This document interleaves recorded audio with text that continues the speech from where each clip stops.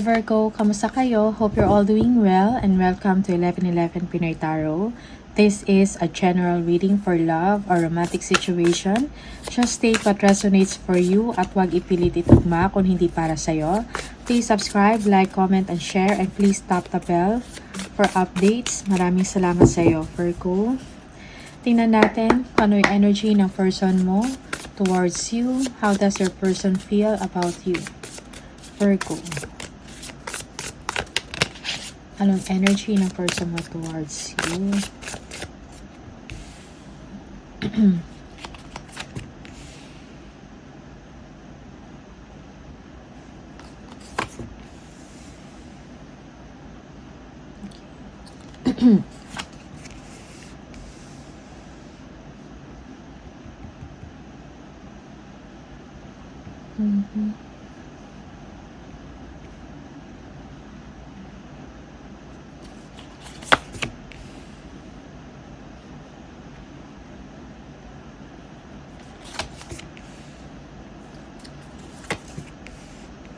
Okay, you like this person, Virgo. You might be dealing with a Leo, Taurus.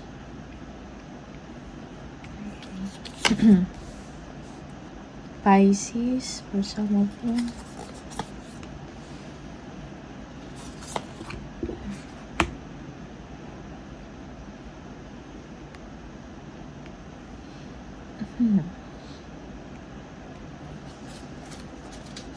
Okay. Yeah, masaya yung person na to pagkasama ka, Virgo. Maybe you have a crush on this person, no? Naiisip mo siya, naaalala. Okay, you admire this person, okay? This person is also goal or career-oriented, okay? Or merong age gap sa inyong dalawa. You are waiting for this person, no? Para nag-aantay ka ng kanyang mga aksyon towards you, kung ano yung mga plano niya. Okay? For some of you, you are hesitant to come or to talk to this person. But this person wants to be close to you. Okay? They like you. They are interested in you. Okay? The only problem is parang kailangan pa ng validation or commitment sa inyong relationship. Okay? Yeah.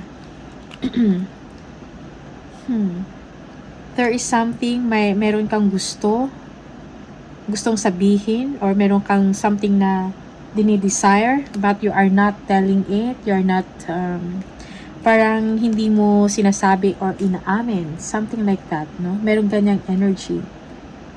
Okay.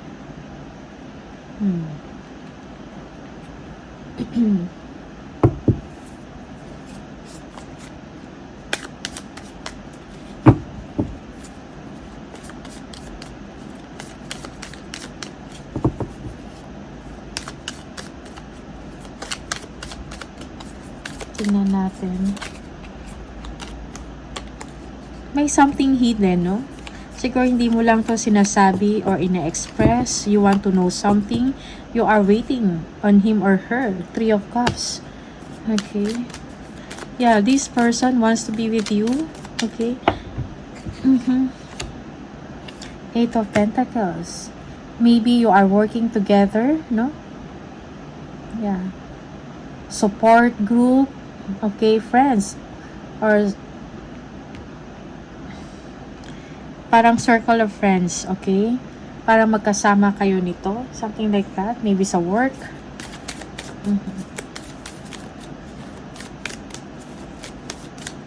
Or both of you are friends.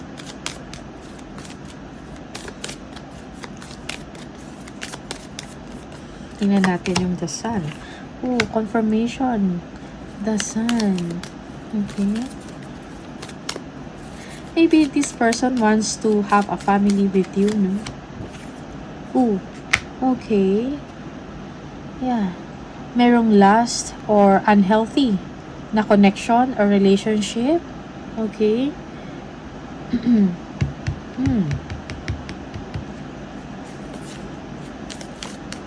Maybe this relationship for some of you is something yung hindi traditional or common na relationship. Okay? Just take what resonates for you. Okay? Maybe also your person is obsessing over you. Yeah. Meron siyang kailangang ayusin sa sarili niya. King of Pentacles, tingnan natin. Ano to? Yeah, Wheel of Fortune.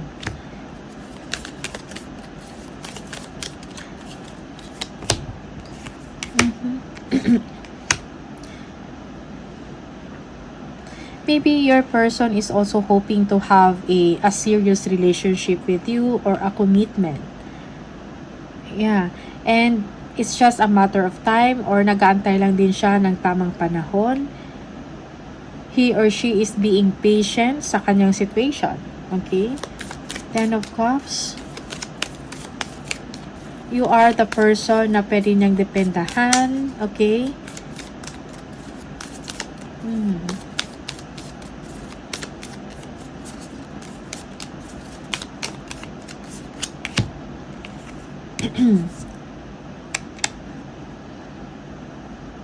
The World. Maybe this person will be inviting you to travel and to be with him or her. Okay? Gusto makipagbanding ng tao na to sa inyo. Virgo. They want to travel with you. It is something na parang ito or ikaw ang nagbibigay ng balance and harmony sa life niya. Okay?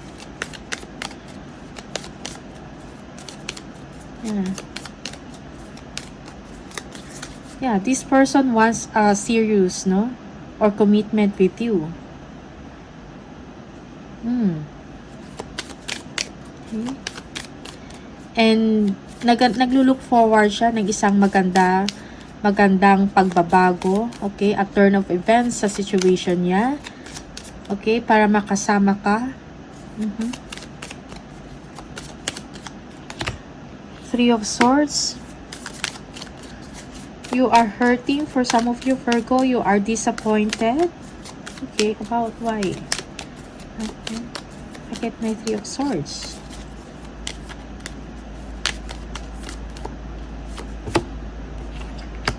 Eight of Cups. Parang pinag-iisipan mo if you are going to stay or move away from this person, no? Yeah.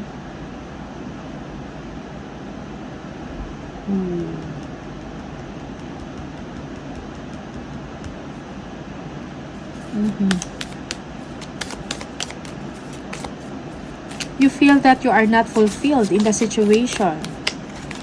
Yes, you are waiting on something. You are waiting. Maybe you are waiting for this person to decide about sa inyong dalawa. Okay? Yeah.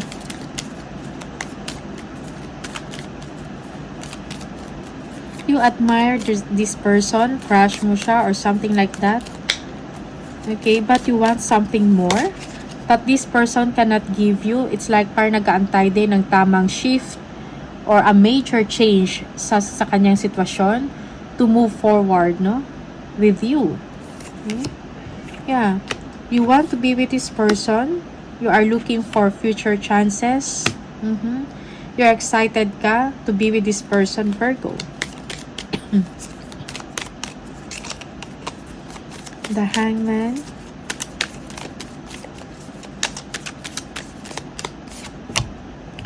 The Fool. Yeah, you want this person also na mag-make ng isang bold step, no? To travel or to be with you, to come to you, something like that. And take his or her chance, no? Yeah. Para magkaroon, para magkaroon kayo ng future together, no? Something long term. Okay. Yeah, you want your person to make a bold step para magkaroon ng structure and stability or commitment ang inyong relationship. Yeah. Yeah, yung iba sa inyo parang binabahala nyo na kung anong mangyari or parang bahala na, something like that. But you feel something about this person.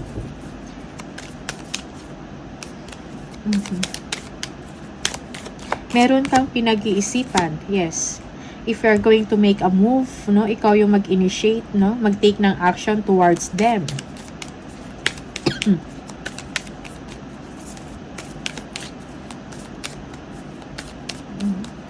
So, yeah, for some of you, you are being patient, no? And you are trusting the universe kung anong mangyayari sa inyong connection. And you are hoping that this person will make a move, take action towards you, mag-offer ng something, maybe a commitment, no? Or seryosong relasyon, okay? Yeah, 7 of Swords. Okay, so again, meron, yeah, Devil, 7 of Swords, 3 of Swords. Merong disappointment, no? Parang parang ang difficult na situation para maging kayo or maging official na kayo, something like that. Okay? Yeah, merong third party involved. Okay?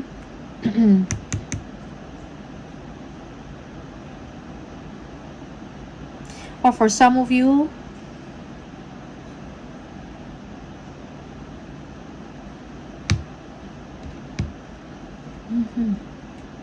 you are hoping that this person will make a way, no? A strategic plan, something like that, to be with you, to propose to you, or to offer you a relationship. Okay?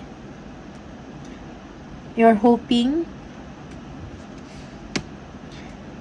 that this person, parang gagawa siya ng paraan, magkaroon ng changes sa kanyang sitwasyon. Okay? Para mag-focus sa inyo or mag-offer sa inyo ng isang commitment or serious relationship. Something like that. Okay? Just take what resonates for you, pero ito yung energy na lumalabas. Right? Yeah.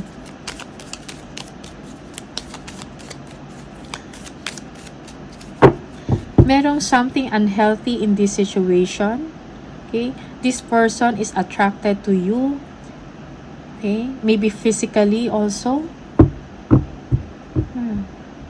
Gusto niya makasama ka. Okay. But you are also holding back your energy. Yung parang hindi mo din pinapakita how badly you want them. Something like that. Because you are hurtful. Because you feel na yung situation nyo is just temporary or not long-lasting. Okay? Yeah. Tingnan natin.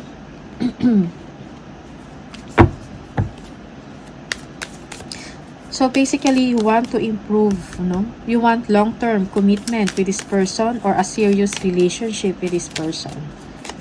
Okay? The Hierophant, tingnan natin.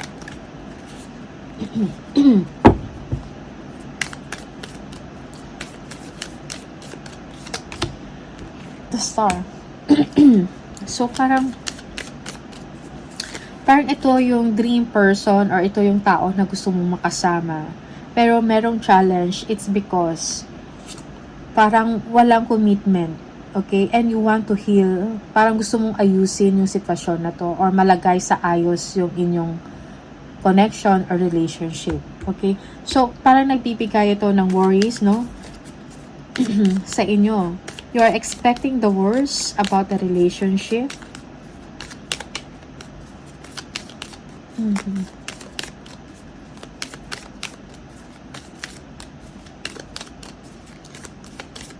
You want it, yeah. Parang gusto mong maging official sa tao na to. Yeah, the Empress. You want to be the Empress, no? Sa buhay ng tao na to. Okay? Just take what resonates, minsan baliktad.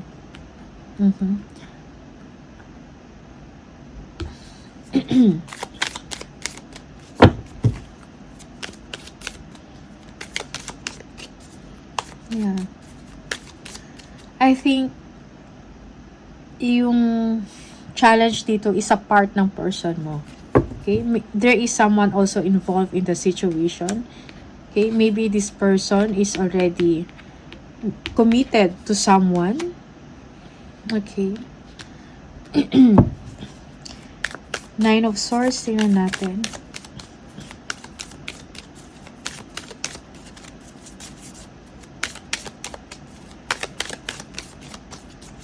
Okay.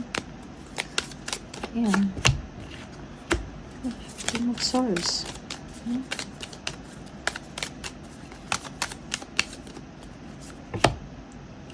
So, 5 of Wands. So, again, there is a competition, conflict. Parang ang hirap ng situation ninyong dalawa. Okay, Virgo. Communication is needed. May mga taong involved in the situation. May rivalry, may competition. Okay, merong third party. Yeah. You want to speak the truth, but you cannot. Okay. Yeah, you are expecting the worst in the relationship, no? May mga self-limiting belief. Okay. Yeah. You have sleepless nights, you have anxiety. Okay, naisip mo yung tao na to, yung situation. Parang hindi ka makalma or kampante sa situation ninyo. Okay, so you feel, yeah, you feel that your person is leaving you. Okay. Okay. So, Virgo, ito yung energy na umiikot sa inyo, Virgo. Tingnan natin.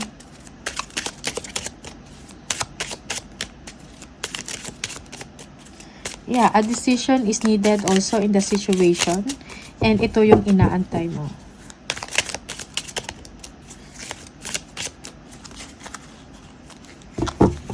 Hidden truths from both of you. I couldn't let you get close to me. Okay. I am becoming a better person. Okay. Meron. You were the best thing in my life.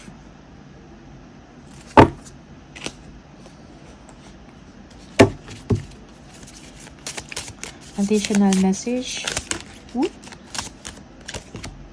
Soulmate. Your soulmate is already with you in spirit. Believe this and they will manifest physically. Okay, merong soulmate. Maybe this person is your soulmate. Okay. Power. You instinctively know what is right for you and you have the power to say no or to walk away at any time. Okay.